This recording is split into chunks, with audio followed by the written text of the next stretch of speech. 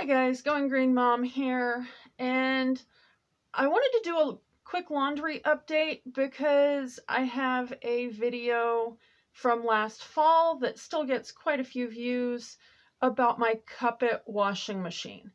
And it did break down a month or so ago. The dryer aspect of it quit spinning, and because I hang dry my clothes, it is very important for me to have that part of my machine running. I did get a new machine, and I wanted to introduce you to the new one and let you know some of the pros and cons of this machine. I'm not sure there's a whole lot of cons. But some things that surprised me when it came in and how I'm doing laundry at this point.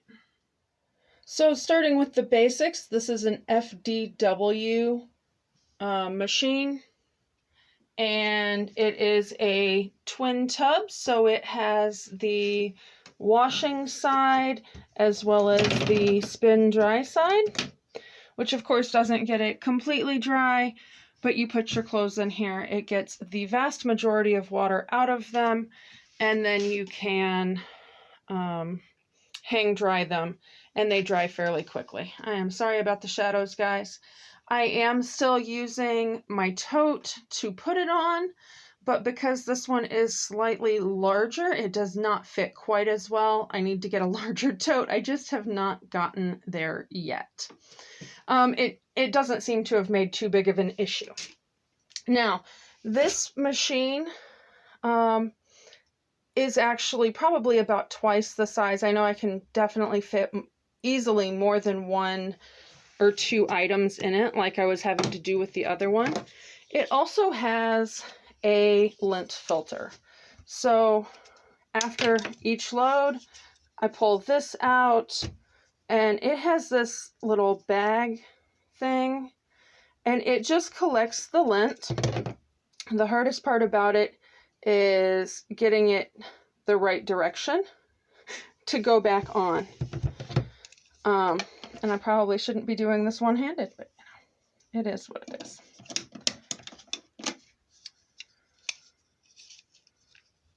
So it just sort of slides. It's backwards. And I just kind of wad up the thing and make sure it doesn't get caught, because I don't want to. All right, give me 2 seconds and we're back. So it sits in here and it collects lint through these. I still have a little bit that winds up in the bottom, but not nearly as bad as the other one. And I think we are actually probably getting a lot of lint that had been in clothes from previous washings, because sometimes the colors don't match what I'm washing.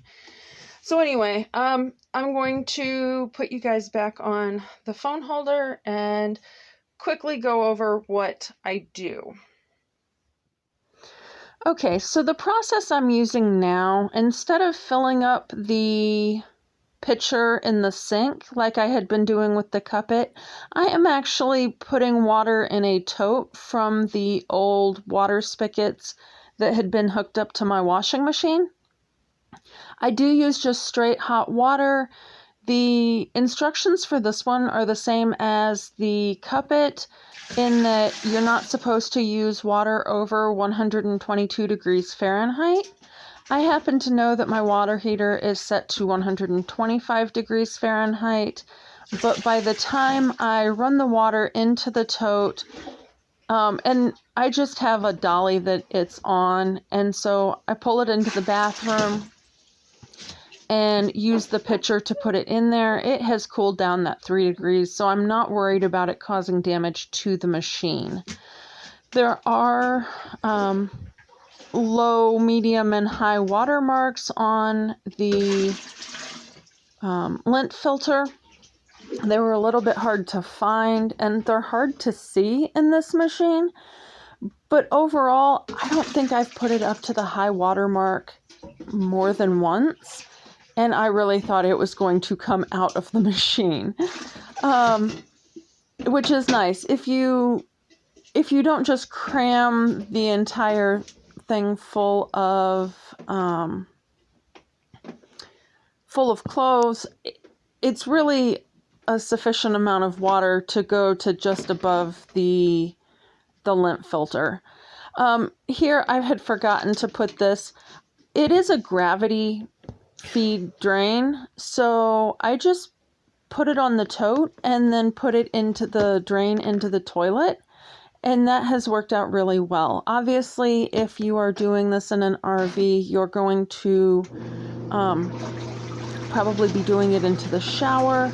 I know that's a popular place to put it.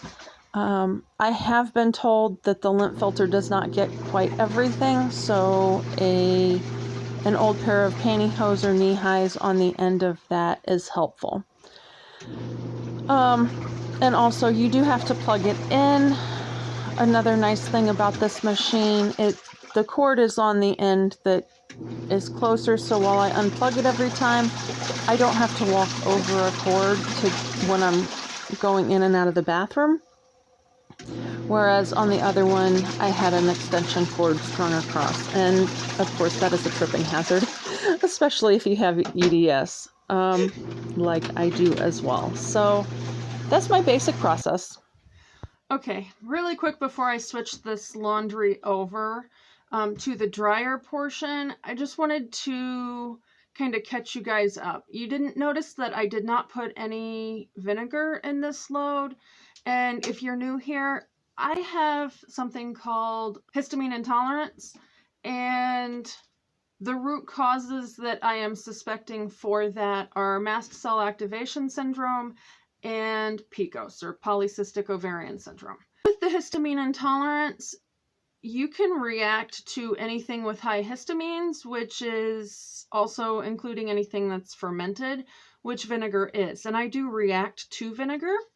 When I started washing with just water, I was still using vinegar in my loads, in part as a fabric softener, and then in part because I couldn't kind of wrap my head around the sanitation portion of it. Now, if you're drying in the sun will actually do a lot of that sanitizing type work anyway.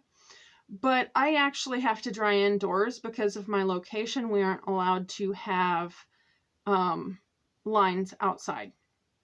So while I do have a skylight that has some sun exposure for some of the clothes, I actually use 3 tension rods in my bathroom, and I hang on hangers on those so that I can actually fit 2 to 3 loads of laundry in here. And even on a hot, humid day in the middle of summer with a fan going, the airflow is good enough that I can actually dry in less than a day. Especially with the spin dryer. If it's one of those things where moisture in the air is going to be an issue, I often would just spin dry it a little bit longer. As is, so you guys know, I use about 6 minutes on each wash cycle. I do about 2 to 2.5 minutes on the dryer side. And then because I don't use detergent, there's nothing to rinse out of the clothes. So I will often do 2 batches of clothes. That is, I was doing about 4 in the Kuppet washing machine, and that was fine because it was like individual clothing items a lot of times, or maybe 2 clothing items. Because I can fit so much more into this, I am having to change the water more often. But I'll show you guys that here in a second. So because I didn't drain this, it does come out sopping wet because it is sitting in water. Now, in the Kuppet machine, I did have to really make sure that I was sort of wringing clothes out as I was switching them over, in part because I would get water everywhere, and in part because I would have to add more water to the loads because it required so much more water for the amount of clothes. This one, even if it's a fairly low level of water, it seems to do really well. Obviously, it needs to be up above the bottom of that lint filter in order to be able to grab the lint out of the water. And then I'm just starting this for about a 2.5 minutes on the spin dry side, and that was the sort of the dirtiness of the water after one load, which of course was not, it's a bit worse than what the Kuppet was, but I think that was because, you know, I fit an entire load of, that's probably about half of what I would have put in my front loader into this machine instead of just 1 or 2 items that would fit in the Kuppet. So I just hang dry stuff on hangers. That way I can fit more stuff to dry at one time. For clothing and stuff, I do hang them on the clothes that will go into the closets. So, for instance, my daughter typically has white hangers, my son typically has black hangers, and I have all the odd multicolors. Hope this helps.